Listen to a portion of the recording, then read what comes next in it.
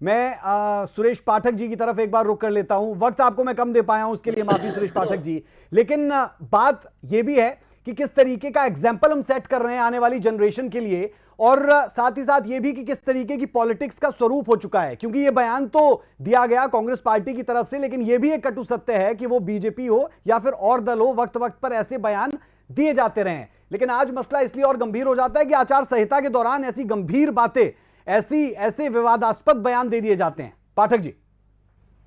जी देखिए, जो ये बेचने खरीदने वाले बयान हैं, ये बयान आचार संहिता के टाइम पे और कांग्रेस पार्टी के पास विधायक जो प्रतिनिधि विधायक के उम्मीदवार हैं उनके द्वारा देना, मैं फिर से वही कहूंगा, ये कांग्रेस की मानसिकता दिखाता है।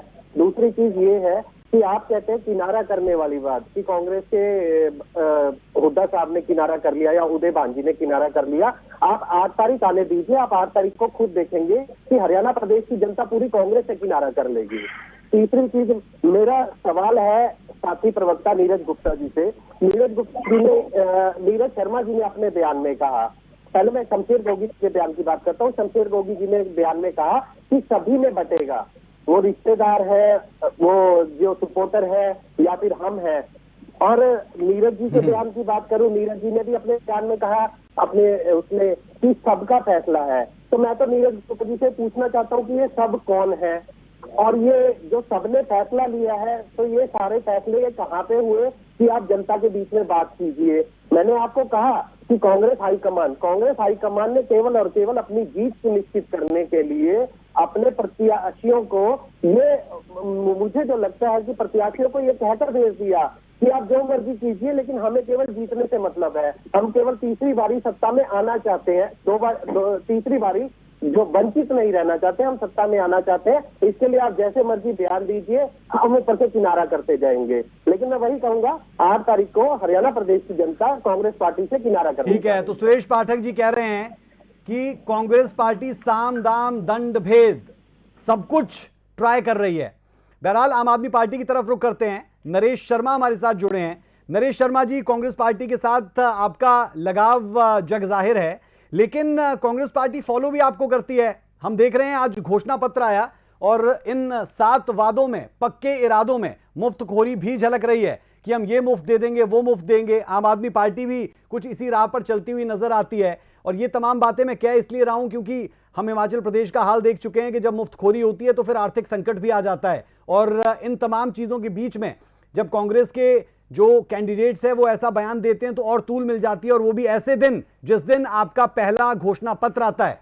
ये जो बोला गया बयान जो है मैनेजमेंट, आपने बोला कि हिमाचल की बात, और दिल्ली के अंदर तो आपने खुद देखा कि हम 10 साल से चला रहे हैं यही फॉर्मूला। हम अपनी गारंटी के ऊपर खड़े उतरते हैं। पंजाब के अंदर आप देख चुके कि पंजाब के अंदर भी हमने कैसे वेल मेंटेन किया हुआ है। करनी और करनी में बहुत फर्क होता है। आम आदमी पार्टी करके दिखाती है, और आपका बहुत शुक्रगुजार हूँ कि जो आपने मैनिफेस्टो की बात की, जो मैनिफेस्टो लेकर आए हमारी पार्टी को कॉपी करें। मैं तो चाहता हूँ कि पूरा देश आम आदमी पार्टी को कॉपी करे। आम आदमी चाहती है कि जो विधायकों की पेंशन है, जो 2-3 बार, 4-4 बार, 5-5, 6-6 बार, हरियाणा के अंदर मेरे ख्याल से 300 से 400 करोड़ रुपए महीना जो है इन विधायकों को दिया जाता है। उसमें से एक बार दे दें कि जनता का पैसा जनता को मिल जाएगा, वो बिजली के रूप में देते हैं, तो हमें कोई बुराई नहीं है। आप ये देखिए कि आम आदमी पार्टी अच्छे स्कूलों की बात करती है, शिक्षा की बात करती है, पूरे देश के अंदर होना चाहिए। हम तो कहते हैं फॉर्मूला अपनाइए आम आदमी पार्टी को। और जो नीरज भाई की बात कह रहे थे, अभी जो नीरज जी बोल रहे हैं, उनसे पूछिए कि इनके आका के द्वारा जो ये बयान षड्यंत्र नीरज शर्मा को भड़काया जाता है, कहलवाया जाता है। आपने पहले भी देखा कि एक काली भेड़ का बयान भी उन्हीं के द्वारा आया था और हरियाणा के अंदर फेमस हुआ था। ऐसी नीली शाही का बयान भी नीरज शर्मा के द्वारा दिया गया था। तो ये बयान तो नीरज शर्मा के आकाओं के द्वारा जानबूझ के किए जाते हैं, क्योंकि वो ढोंग करने के लिए माहिर है। तो कभी कुछ कपड़े पहन लेते हैं, आपने देखा कि चोला ओढ़ लेते हैं, कभी नंगे पैर कर लेते हैं। उनके अंदर ढोंग करने की आदत का जो उन्होंने फॉर्मूला बना लिया है। बस बाकी जो भी मैं उसी विधानसभा से आता हूँ, विधानसभा के अंदर कोई आज तक कोई काम नहीं किया। नीरज शर्मा के घर के सामने वाला रोड, इसके लिए भी तो बिल्कुल अर्धनग्न प्रदर्शन के लिए भी नीरज शर्मा खूब जाने जाते हैं। और कुल मिलाकर नीरज गुप्ता जी, जो तमाम प्रवक्ता है वो एक चीज पर, एक पटल पर नजर आ रहे हैं। वो सब के सब कह रहे हैं कि आपके हाईकमान की तरफ से दिया गया इशारा है। अब भले ही प्रवक्ता, लीडर्स, प्रदेशाध्यक्ष इस बयान से किनारा कर लें, लेकिन ऐसी चीजें डिस्कस हुई है और हाईकमान की तरफ से ये इशारा आपको दिया है। और दूसरा मुख्य बिंदु ये कि कहते हैं नकल के लिए भी अकल चाहिए, और आम आदमी पार्टी तो सीधे तौर पर कह रही है कि जो आप घोषणा पत्र लेकर आए हैं वो उनका कॉपीड पूरा का पूरा घोषणा पत्र है। देखिए, आम आदमी के प्रवक्ता साहब भी अभी बता रहे थे कि नीरज शर्मा हार रहे हैं। ये बताइए, ये जीत रहे हैं क्या? उस विधानसभा में ये जीत रहे हैं क्या? मुझे बताइए, ये जीत रहे हैं? उनका 1000 भी नहीं। पिछली बार भी जमानत जब्त हो गई, तो इनकी तो मैं गिनती नहीं मानता। इनको छोड़ो, इनके जिक्र करना ही बेकार है।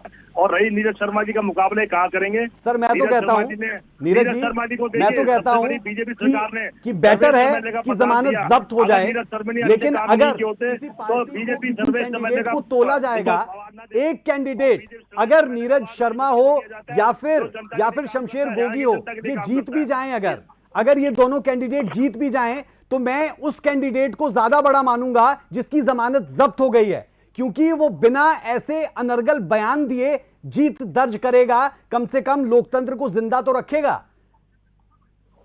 देखिए, ये फैसला आप जनता पे छोड़िए, किसी कहने से कुछ ही बनता।